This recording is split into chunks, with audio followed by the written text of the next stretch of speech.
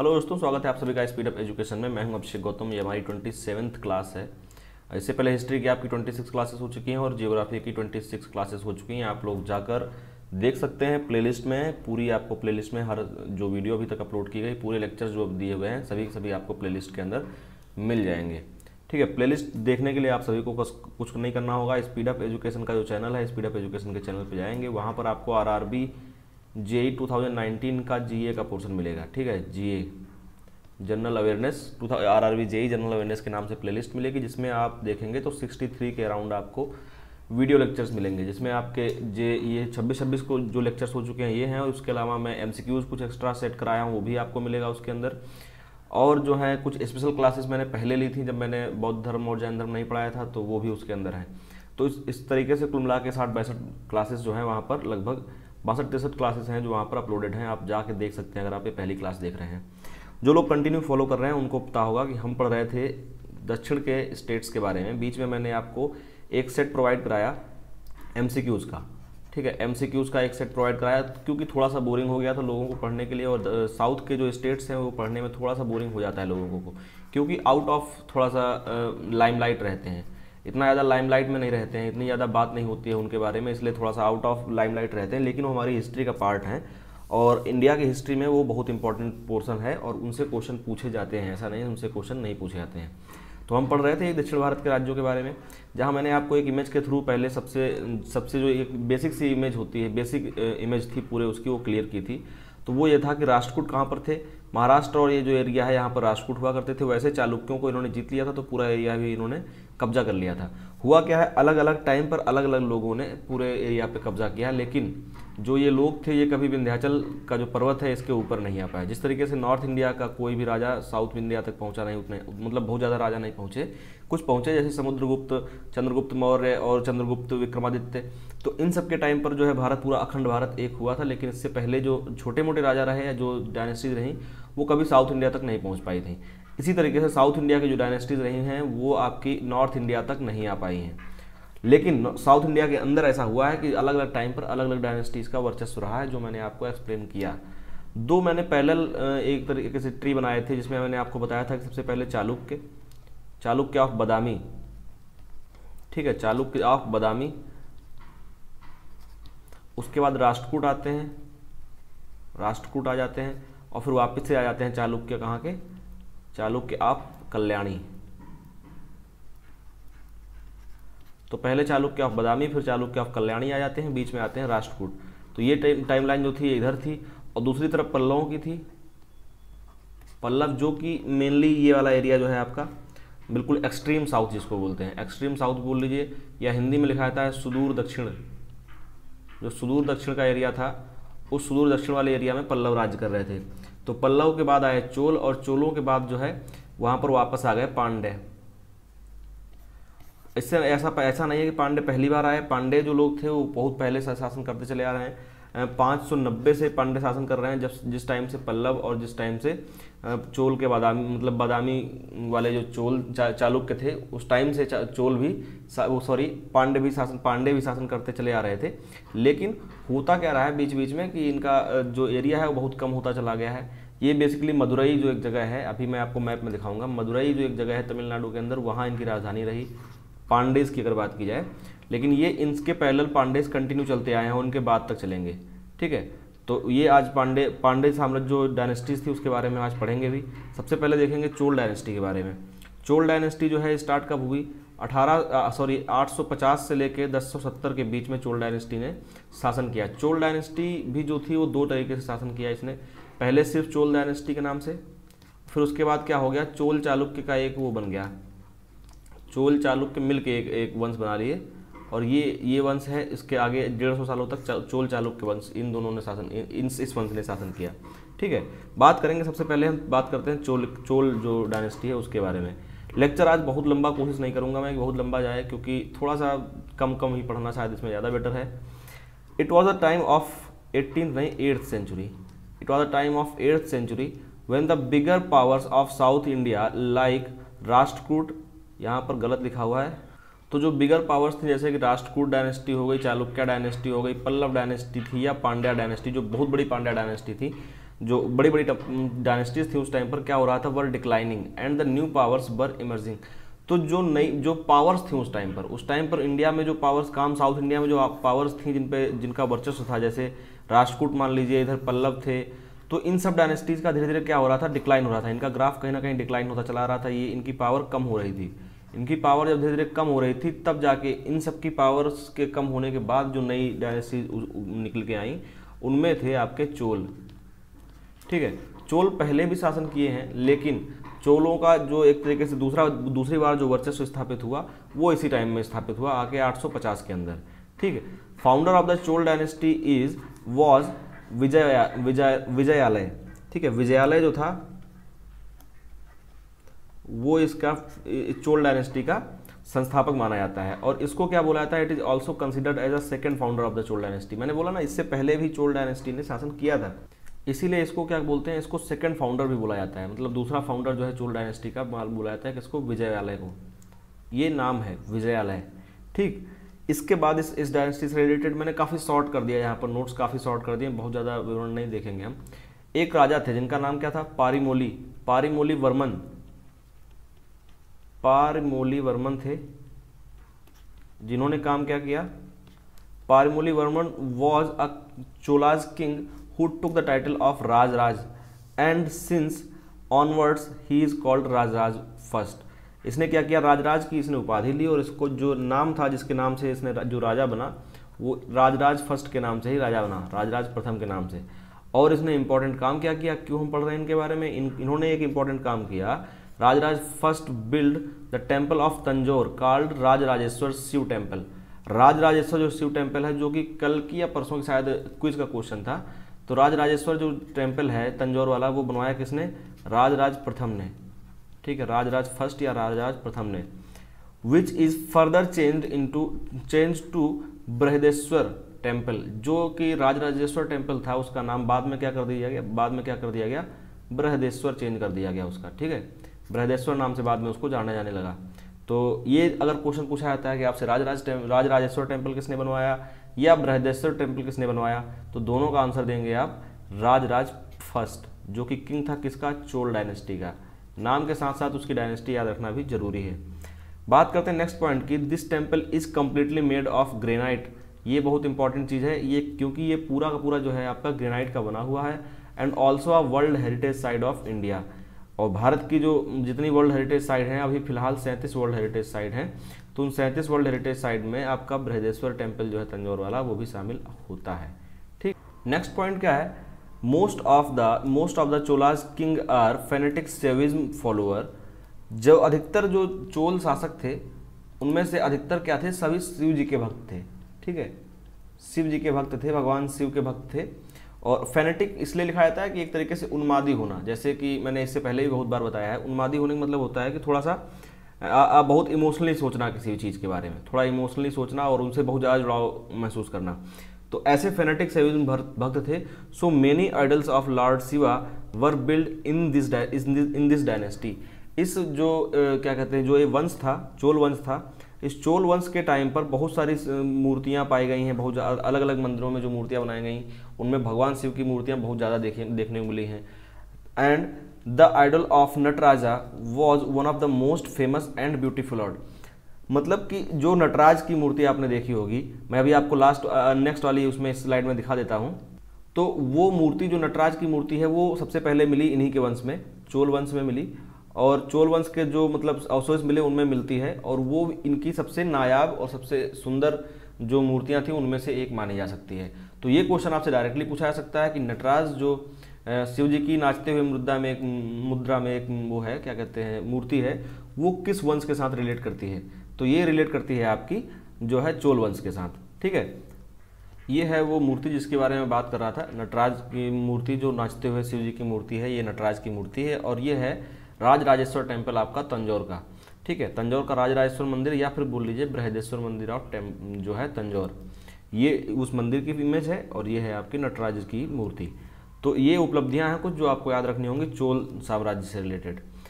बात करते हैं नेक्स्ट पॉइंट की, इन 1017 AD, यहाँ पर AD होना चाहिए, the Chola dynasty established bye Vijayalaya Vijayalaya के द्वारा जो डायनेस्टी स्थापित की गई थी वो क्या हुई, इंडेड, वो खत्म हो गई, वो एक तरीके से समाप्त हो गई। And a new dynasty called Chola Chalukya, Chola और चालुक्यों की एक नई डायनेस्टी मिलकर ऐसे ऐसे बनी जिसने आगे फिर 150 सालों तक शासन किया। ठीक है, चोल चालुक्य डायनेस्टी जो है वो इस्टेब्लिश हो गई। एंड इस्टेब्लिश किसने किया, उसका नाम कौन था, नाम क्या था जिसने चोल चालुक्य डायनेस्टी को इस्टेब्लिश किया, तो इनका नाम है Kulottunga. Kulottunga first was the founder of Chola Chalukya dynasty. Kulottunga जो है इनके फिर बहुत सारे उत्तराधिकारी रहे, उन्होंने शासन किया और ये शासन काल चलता रहा कब तक, 1279 तक। ठीक है, this new dynasty ruled South India till 1279 and defeated by Pandyas king Naresh Kulasekaran. ठीक है, नरेश कुलशेखर जो था, नरेश कुलशेखर ने इनको हराया, और जो मतलब पांड्य नरेश था, कुलशेखर उसने इनको हराया। वो कौन था, पांडे उसका था, मतलब साम्राज्य का था, पांडे साम्राज्य का एक रूलर था। तो इस तरीके से आप ये याद कर सकते हैं, यहाँ से ये चीज़ आप इजीली याद कर सकते हैं कि जो पांडे रूल शासन था वो कंटिन्यू चलता रहा। जब तक चोलों ने शासन किया तब तक भी वो कहीं ना कहीं शासन कर रहे थे, छोटी जगहें हो जाती थी लेकिन शासन कंटिन्यू चलता रहता था। तो इस तरीके से अगर ओवरऑल देखा जाए तो पांड्याज ने कब से कब तक, एक बार जो है आपके 850 से लेके कंटिन्यू इन्होंने शासन किया, कब तक आपका, लगभग 1070 तक। ठीक है, और फिर 1070 से फिर से दूसरा साम्राज्य हुआ, लेकिन जो मतलब वो भी चोल ही थे, और चोल चालुक्यों के मिलके एक डायनेस्टी बनी थी, जो एक डायनेस्टी ने शासन किया। और उन्होंने कब तक शासन किया, फिर आने वाले क्या कहते हैं 1269 तक शासन, 79 तक शासन किया, 1279 तक। तो इस तरीके से लगभग इन लोगों ने भी काफ़ी हद तक, काफ़ी लंबा शासनकाल इनका भी रहा, काफ़ी ज़्यादा दिनों तक इन लोगों ने शासन किया। और इससे पहले जो चोल डायनेस्टी थी उन्होंने भी लगभग 200 साल तक शासन उन्होंने किया, और लगभग 150 साल शासन जो है चोल चालुक्य डायनेस्टी ने किया। तो इस तरीके से साउथ का जो लगभग पोर्शन था कंप्लीट हो जाता है। यहाँ बचती है बस पांड्य डायनेस्टी, जिसके बारे में कुछ चीज़ें जो स्पेसिफिक चीज़ें हैं वो देख लेंगे, क्योंकि इनका टाइम देखा जाए, अगर टाइम का जो रहा है बहुत लंबा टाइम रहा है। ठीक है, और पढ़ने को देखो तो आप छोटे छोटे राजाओं के जो टाइमलाइन अगर पढ़ोगे तो बहुत ज़्यादा पढ़ना पड़ेगा, लेकिन हम मेन चीज़ देखते हैं। पांडे जो डायनेस्टी थी वो भी मेनली 2 स्लॉट्स में उसने शासन किया। एक तो है आपका 590 से लेके 949 तक। यहाँ पर आप देखें तो लगभग आपको दिखेगा कि 4.5 साल तक इन्होंने शासन किया है। ठीक है, 4.5 साल शासन इधर, लगभग 3.5 साल शासन इधर हुआ है लगभग, और उसके बाद फिर 1251 से लेके 1345 तक, तो 100 साल शासन उसके बाद किया है। अब इनका लास्ट टाइम देखिए आप 1345 तक है। यहाँ तक आते आते चोल, चालुक्य और राष्ट्रकूट और जो भी जितने भी बड़े नाम आपने सुने अभी तक, जिनके बारे में हमने पढ़ा है, वो सब के सब कहीं ना कहीं सबका पतन हो चुका था।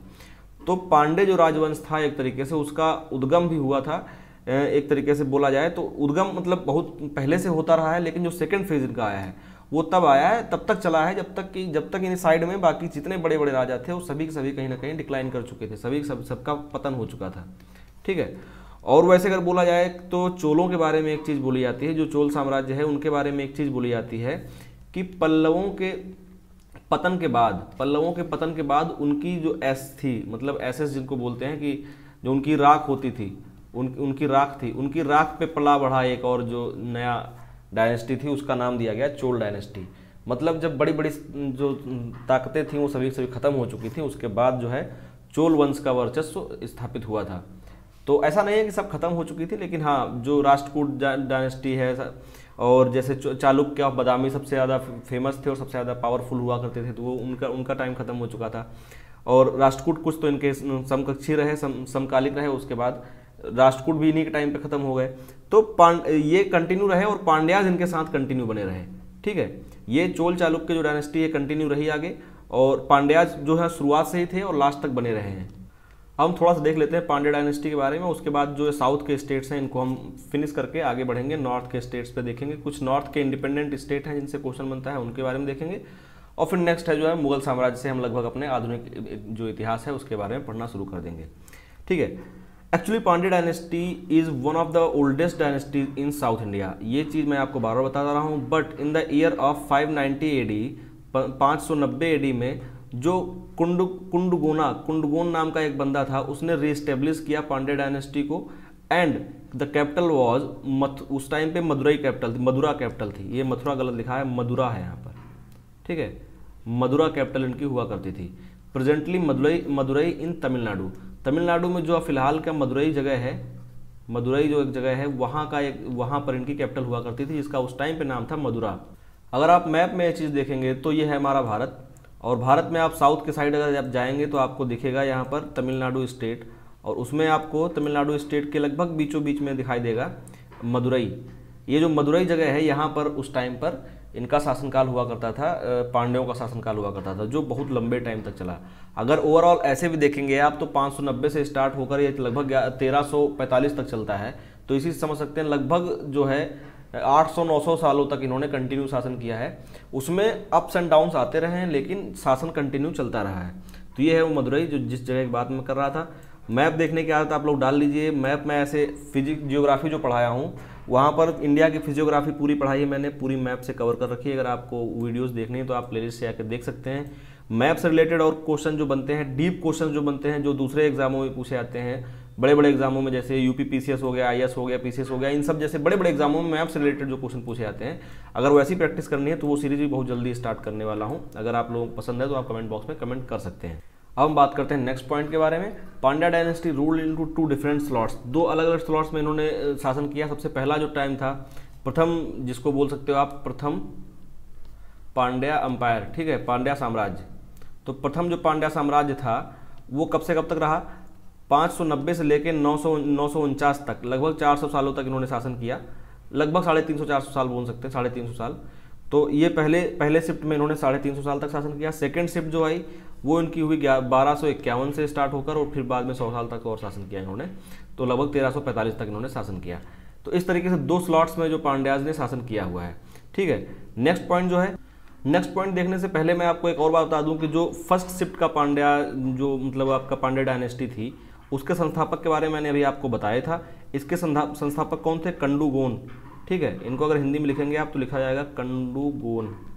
कंडूगोन थे संस्थापक आपके फर्स्ट शिफ्ट में। जब पहला प्रथम मौर्यन अंपायर, जो प्रथम जो आपका पांड्या अंपायर आया, या कह लीजिए प्रथम पांड्या साम्राज्य जो था, उसके संस्थापक कौन थे? कंडूगोन। और सेकंड जो अंपायर बना, सेकंड पांड्यन अंपायर बोल लीजिए, या फिर द्वितीय पांड्यन मतलब पांड्य साम्राज्य, उसके संस्थापक कौन थे? उसके संस्थापक थे सुंदर पांडे, ठीक है। उसके संस्थापक थे सुंदर पांडे। इन सब के अलावा जो एंशियंट टाइम से चला आ रहा, बिल्कुल ओल्डेस्ट जैसे बोला जाता है ना, ओल्डेस्ट ये मतलब साम्राज्य है। तो उस ओल्डेस्ट साम्राज्य की अगर बात की जाए तो उसका जो मतलब संस्थापक था, उसका नाम क्या है? उसका नाम है नडीयोन,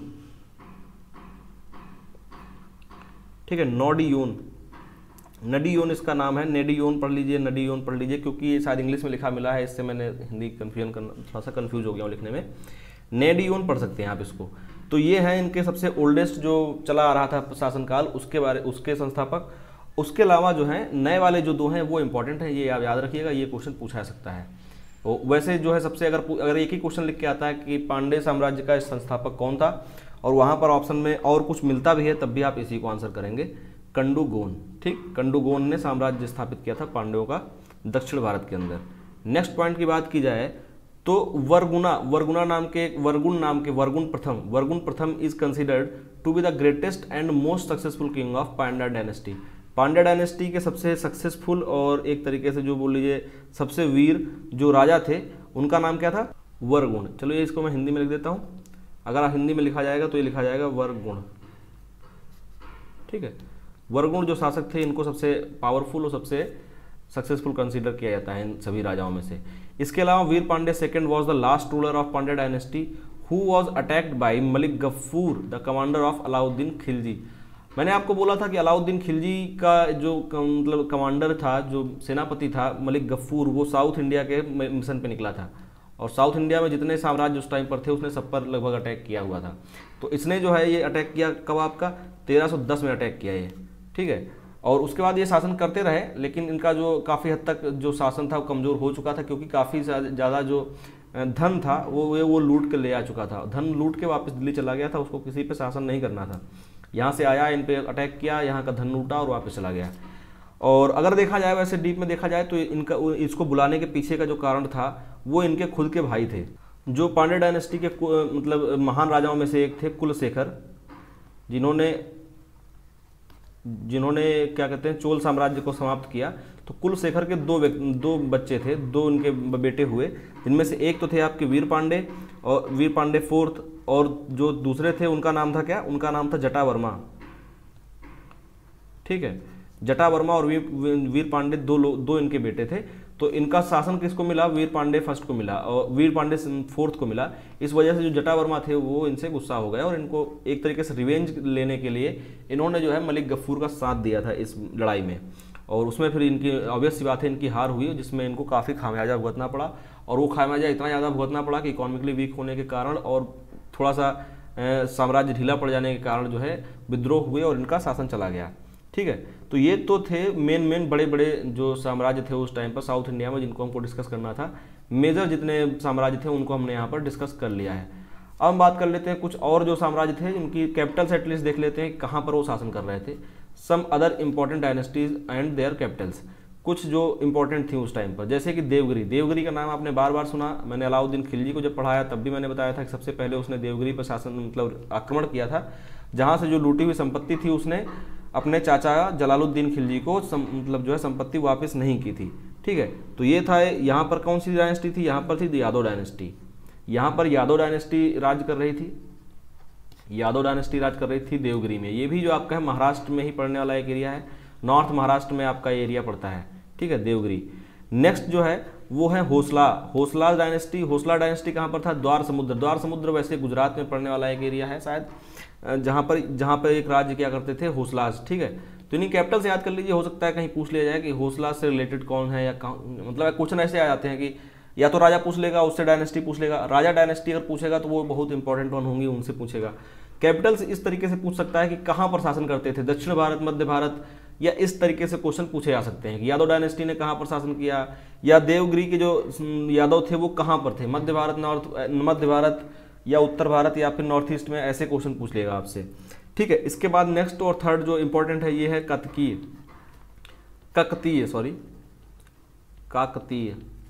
तो काकतीय जो वंश था ये वारंगल, आंध्र प्रदेश का जो एरिया है वारंगल साइड, वहाँ पर ये क्या कहते हैं शासन कर रहे थे। तो ये इसलिए इंपॉर्टेंट है क्योंकि यहाँ पर भी अलाउद्दीन खिलजी का जो सेनापति था उसने यहाँ पर आक्रमण किया था। और यहाँ से जो मोस्ट इंपॉर्टेंट चीज़ थी हीरा, जिसको कोहिनूर का हीरा बोला जाता है, उसको जो है यहाँ से लेके गया था और अलाउद्दीन को भेंट कर दिया था कोहिनूर का हीरा। कोहिनूर के हीरे पे मैंने वीडियो बनाने के लिए बोला था, मैं शायद संडे को आपको कोहिनूर के हीरे पे वीडियो जो है एक्स्ट्रा वीडियो, उसके पूरी हिस्ट्री को बिलोंग करते हुए, पूरी हिस्ट्री को हिस्टोरिकल पॉइंट ऑफ व्यू से, ताकि आपको उसके साथ साथ और भी चीज़ें ऐड हो जाएं। शायद कोहिनूर के हीरे से क्वेश्चन ना आपसे पूछा जाए, लेकिन आप जो उसके साथ पढ़ेंगे तो उससे आपका एक थोड़ा सा मोमेंटम बनता है, चीज़ें समझ में आती हैं, अंडरस्टैंडिंग बढ़ती है इन सब चीज़ों की, अगर आप साथ साथ में जो रिलेट होने वाली चीज़ें उनको पढ़ते चलते हैं। तो आज की क्लास में सिर्फ इतना ही है, क्योंकि आज की क्लास थोड़ी छोटी है। तो जो कल की क्लास थी उसमें मैंने जो क्विज पूछी थी उस क्विज के आंसर्स के बारे में बात कर लेते हैं। सबसे पहले मैंने पूछा था राजतरंगिणी किसने लिखी, तो राजतरंगिणी लिखी है कल्हड़ ने। ठीक है, काफ़ी लोगों ने सही आंसर्स दिए हुए हैं, अभी मैं एक बार दिखाऊंगा जिन लोगों ने सही आंसर दिए हुए हैं। उसके बाद मीठे के लिए मैंने पूछा था कि इंडस वैली सिविलाइजेशन या हड़प्पा सिविलाइजेशन में लोग मीठे के लिए क्या खाया करते थे, तो मीठे के लिए लोग शहद का प्रयोग किया करते थे। ठीक है, शहद, इससे आप इस चीज़ का अंदाजा लगा सकते हैं, काफ़ी अच्छी चीज़ें खाया करते थे वो लोग। ठीक है, इसके बाद जैन धर्म के मैंने पूछे थे 23rd तीर्थंकर कौन थे, जैन धर्म के 23rd तीर्थंकर के बारे में पूछा था, ना कि 24th। तो 23rd जो थे उनका नाम था पार्श्वनाथ। ठीक है, और इसके अलावा भी अगर आपको बता देता हूँ, चलो साथ साथ में, इसके अलावा आपको याद रखना चाहिए सबसे फर्स्ट तीर्थंकर जिनके बारे में जिनके दो नाम लिए जाते हैं, या तो लिखा जाता है उनको आदिनाथ या फिर उनको लिखा जाता है ऋषभदेव। ठीक है,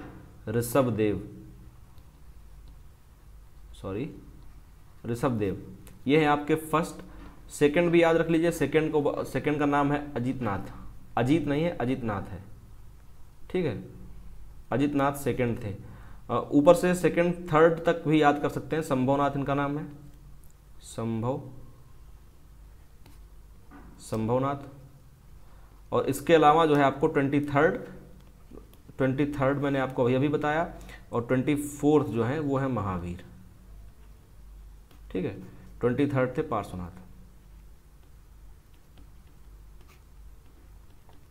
तो ये हैं कुछ मेन इंपॉर्टेंट इनके जो तीर्थंकर रहे हैं। और एक और क्वेश्चन थोड़ा सा पूछ लिया जाता है कभी कभार इनसे रिलेटेड कि इनके सिंबल्स दिए हुए हैं, जैन धर्म में इनके सिंबल्स दिए हुए हैं। तो सिंबल्स में आप सबसे इंपॉर्टेंट याद कर लीजिए कि शेर के सिंबल से मतलब शोभित किया गया है किसको, महावीर स्वामी को। महावीर स्वामी को शेर के सिंबल से शोभित किया गया है। और वृषभ देव को बैल बोल लीजिए या सांड बोल लीजिए, उसके सिंबल से इनको मतलब शोभित किया जाता है, या इनका जो सिंबल है वो बैल, या इनका शेर है उनका बैल है। ठीक है, इसके अलावा आपको किसी का याद करने की जरूरत नहीं पड़ेगी। ज़्यादा से ज़्यादा पार्श्वनाथ का पूछ लेंगे तो ये है सर्प। ठीक, सर्प पार्श्वनाथ का, महावीर जी का शेर, और जो आपके ऋषभ देव रहे उनको बैल के उससे मतलब चिन्ह से शोभित किया जाता, ना कि उनकी पर्सनैलिटी थी ऐसी कोई। ठीक है, नेक्स्ट बात करते हैं हम फोर्थ क्वेश्चन, जो कि है बौद्ध धर्म से रिलेटेड। फोर्थ समिट बौद्ध धर्म की मैंने पूछा था कहाँ पर हुई और राजा कौन था। दो चीज़ें मैंने आपसे पूछी थी। तो पहली चीज़ का तो आंसर ये है कि ये हुई थी आपकी कश्मीर के अंदर, और राजा था उस टाइम पर कनिष्क राजा हुआ करता था, जो कि आपका जो इसका वंश था वो था कुषाण वंश। ठीक है, इन सब के बारे में मैं आपको डिटेल में पढ़ा चुका हूँ। कुषाण वंश और इन सब मतलब डायनेस्टीज़ के बारे में भी आपको बता चुका हूँ। कुषाण डायनेस्टी का एक राजा था कनिष्क, जिसके टाइम पर फोर्थ समिट हुई थी। वैसे अगर बात की जाए इसके बारे में थोड़ा देख लेते हैं, आज क्लास छोटी हो रही तो डिटेल में डिस्कस कर सकते हैं। टोटल जो है बौद्ध धर्म में 4 समितियाँ हुई हैं, चारों के 4 इंपॉर्टेंट हैं। पहली समिति जो हुई थी वो हुई आपके क्या कहते हैं राजगृह में। ठीक है, पहली समिति जो हुई वो हुई राजगृह में। सेकंड जो हुई वो हुई वैशाली में, सेकंड हुई आपकी वैशाली के अंदर। थर्ड की बात करें अगर थर्ड समिट, तो थर्ड समिट हुई थी आपकी पाटलिपुत्र, या उस टाइम अभी बोला जाता है पटना, तो अभी पाटलिपुत्र ही रखिए, पाटलिपुत्र में। और फोर्थ मैंने अभी आपको बताई कुंडलवन, शायद मैंने आपको जगह का नाम नहीं बताया था, कुंडलवन जो कश्मीर के अंदर। ठीक है, तो ये तो थी इनकी 4 समितियाँ। अगर हो सकता है इनके बारे में आपसे राजा भी पूछ लिया जाए कि कौन सी समिति किस राजा के टाइम पर हुई थी, तो उनको भी बता देता हूँ एक बार आपको मैं। तो सबसे पहली जो हुई, सबसे फर्स्ट वाली जो हुई, जो राजगृह के अंदर हुई, उस टाइम पर राजा था अजातशत्रु। ठीक है, अजातशत्रु जो कि हर्यक वंश वाला है।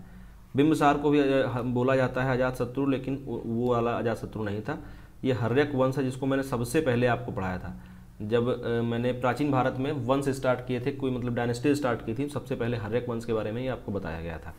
नेक्स्ट जो हुई वो हुई कालाशोक के टाइम, कालाशोक। ठीक है, पहली हुई अजातशत्रु के टाइम, दूसरी कालाशोक के टाइम, और तीसरी हो गई अशोक के टाइम। अशोक कौन से, मौर्यन एम्पायर के सबसे ग्रेटेस्ट राजाओं में से एक। ठीक है, उसके बाद हुई कनिष्क, के टाइम पर। वैसे कुछ हिस्टोरियंस ये भी मानते हैं कि इनकी फिफ्थ समिट भी हुई। फिफ्थ समिट हुई जो कि कन्नौज के अंदर हुई थी। मैंने आपको पढ़ाया था कि बताया था उस टाइम पर 2 सेलिब्रेशंस मनाए जाते थे, एक कन्नौज के अंदर, दूसरा होता था इलाहाबाद के अंदर या प्रयाग के अंदर कह लीजिए। एक होता था प्रयाग के अंदर, एक होता था कन्नौज के अंदर। प्रयाग और कन्नौज, प्रयाग में जो सेलिब्रेशन होता था वो हर 5 साल में होता था। और ये बात हो रही है किसके टाइम की, हर्षवर्धन के टाइम की। इस टाइम पर राजा कौन था, हर्षवर्धन, जिसको अंतिम हिंदू शासक माना जाता है, लेकिन ये बाद में कन्वर्ट होकर बौद्ध बन गया था।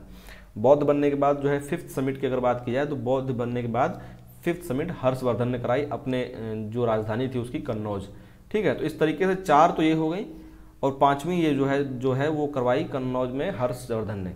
तो अगर वैसे आपको ऑप्शंस में 5 नहीं मिलता है तो आप खैर 4 ही करेंगे, और ऑप्शन में 5 मिल जाता है तो ये डिपेंड करता है फिर पेपर कहाँ का दे रहे हैं आप। यूपीएससी का पेपर दे रहे हैं तो हो सकता है आपको 5 आंसर करना पड़ेगा, करेक्ट है, और एसएससी 4 को सही मानती है।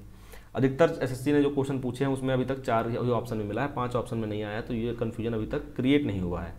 ठीक है, नेक्स्ट बात कर लेते हैं। नेक्स्ट क्वेश्चन जो मैंने आपसे पूछा था ह्वेनसांग की बुक का नाम बताने का, ये तो खैर क्विज का क्वेश्चन नहीं था, बार बार मैं बीच में पूछ रहा था, कोई रिप्लाई नहीं करता था, इसलिए मैंने क्विज में पूछ लिया। मैंने अपने लेक्चर के टाइम जब मैंने इसको पढ़ाया था तो अच्छे से एक्सप्लेन भी किया था कि इसकी बुक का नाम है, जिसमें इंडिया के बारे में इसने लिखा था, CU की।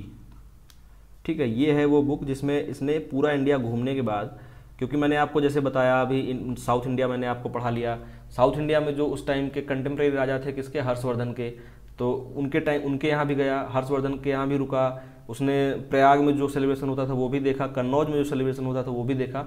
तो इंडिया के बारे में इसने बहुत कुछ देखा और बहुत कुछ इसने अपनी बुक के अंदर लिखा हुआ है।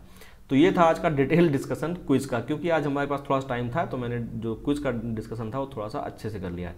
अब बात करते हैं आज के क्विज की। आज के क्विज में आपके सामने कुछ क्वेश्चंस हैं, देखिए आपको ये हमारी प्रीवियस क्लास की क्वेश्चंस हैं जो प्रीवियसली कहीं ना कहीं मैं आपको बता चुका हूँ। तो आप लोगों को सभी को सही सही आंसर करने हैं और कोशिश करिएगा कि आपको बिना कहीं किसी की मदद किए हुए क्वेश्चन का आंसर आ जाए। In which year and by whom the Harappa city का जो एक सिटी है चहूदड़ो वॉज एग्जीक्यूटेड। तो ये क्वेश्चन थोड़ा सा टिपिकल है, नॉर्मल क्वेश्चन थोड़ा सा टिपिकल है, या तो आपसे हड़प्पा पूछा जाएगा या मोहनजोदाड़ो पूछा जाएगा, लेकिन वो नहीं पूछा गया है यहाँ पर, ना हड़प्पा ना मोहनजोदाड़ो, पूछा गया है हड़प्पन सभ्यता का चहूदड़ो। ठीक है, चहूदड़ो के बारे में आपसे पूछा जा रहा है, कब और किसने इसको खोजा था। नेक्स्ट क्वेश्चन जो है, to which age Harappan culture belong, कौन से एज से हड़प्पन कल्चर जो है इंडस वैली सिविलाइजेशन जो है वो बिलोंग करती है। नेक्स्ट क्वेश्चन है, what are the main characteristics of Indus valley civilization. Option है आपके पास टाउन प्लानिंग, ड्रेनेज सिस्टम, या ए और बी बोथ, या none of the above. Next question जो है आपका, इसमें भी आपके आज के क्विज में 5 क्वेश्चन हैं, तो पांचों 5 सही आंसर करिएगा। आप कोशिश करिए सही आंसर करिए क्योंकि आपने पढ़ रखा है। Which metal were mostly used to make the tools and weapons in Harappan सभ्यता, हड़प्पन सिविलाइजेशन। तो हड़प्पन सिविलाइजेशन के अंदर आपके कौन से मेटल थे जो टूल्स और जो आपके वेपन्स हैं उनको बनाने के लिए काम आते थे। ऑप्शन है आपके पास आयरन और सिल्वर, गोल्ड, कॉपर और ब्रोंज, या फिर क्ले मतलब होता है मिट्टी। तो ये पूछा जा रहा है आपसे कि इनमें से कौन सी चीज़ थी जो जिसके वेपन्स बनाए जाते थे। नेक्स्ट और 5th क्वेश्चन जो है आज का last question, which metal was not known to Harappan people. जो इंडस वैली सिविलाइजेशन के लोग थे उनको किस धातु के बारे में नहीं पता था। ठीक है, बात ये हो रही है कि किस धातु के बारे में बिल्कुल नहीं जानते थे वो। ऑप्शन है कॉपर, ब्रॉन्ज, सिल्वर या आयरन।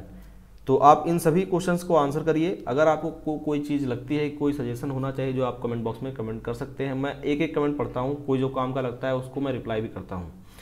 आपको कंटेंट पसंद आ रहा है तो कम लाइक कर सकते हैं, ज़्यादा से ज़्यादा शेयर करें ताकि लोगों तक पहुँचे, वरना मोटिवेशन कंटिन्यू डाउन होता चला जा रहा है, लोग देख नहीं रहे हैं। मेहनत लगती है, हर काम में मेहनत लगती है, जब काम किया जाता है उसके बाद अगर रिस्पॉन्स ना मिले तो थोड़ा सा मन में खटास रह जाती है।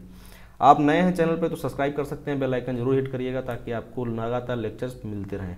मैं मिलता हूँ आपको नेक्स्ट क्लास में, तब तक के लिए बाय बाय, जय हिंद।